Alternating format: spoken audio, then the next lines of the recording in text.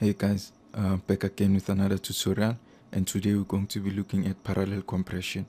Most of the tutorials that I see online, they just show you how to do parallel compression, but they don't really explain what it is or what it does to your sound, So in this tutorial, I'm going to try and explain what it actually does to the sound that you're adding parallel compression to, okay? But basically, parallel compression is mixing a dry signal with a heavily compressed signal, yeah. But the original signal doesn't have to be 100% dry. It should also have some subtle amount of compression as well, okay. But parallel compression allows you to bring up the softest parts of the drums, okay, or whatever sound that you using parallel compression to, a normal compressor brings down the loudest parts, like the peaks or of the sound that you're compressing. But with parallel compression, it brings up the softest parts of the sound, leaving the loudest part unaffected at all. Okay, that's the main difference between normal compression and parallel compression. Okay, let's see it in action then. Okay. Maybe in your software, obviously in the software that you're using, it's done differently, okay? But for this tutorial, I'm going to be using Cubase because that's my main tool, okay? Okay, let's call this NYC. It's called New York compression because only New York mixing engineers used to use this technique. But now, because it's global, it's normally called parallel compression, Yeah. So whether you call it New York compression or parallel compression, it's the same thing. Okay, let's see. Drums, and then NYC. Okay, let's bring it back down a bit so that.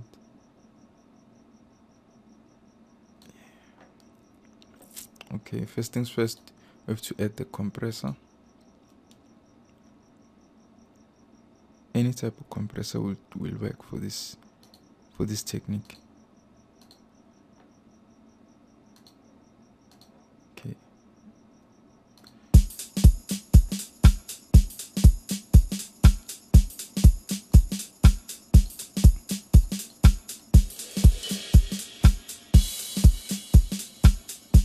Now here you're aiming to compress maybe around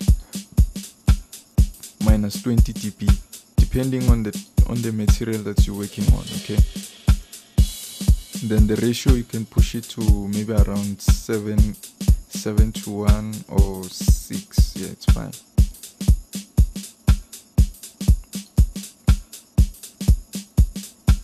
The settings will depend on the material that you're working on, okay?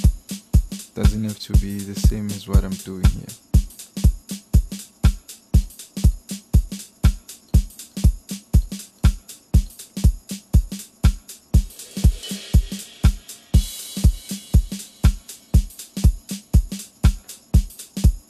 Okay, that should work.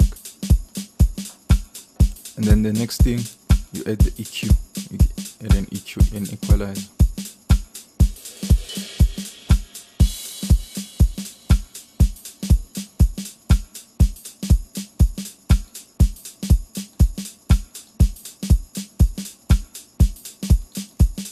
And then you're going to use a high shelf, a low shelf for this, and then a high shelf as well.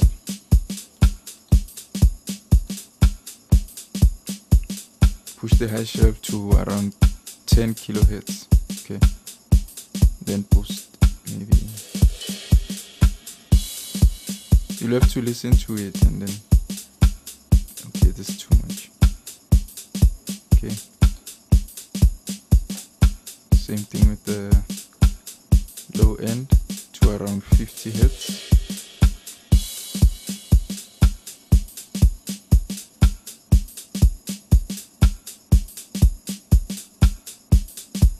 Okay, that should do it. Okay,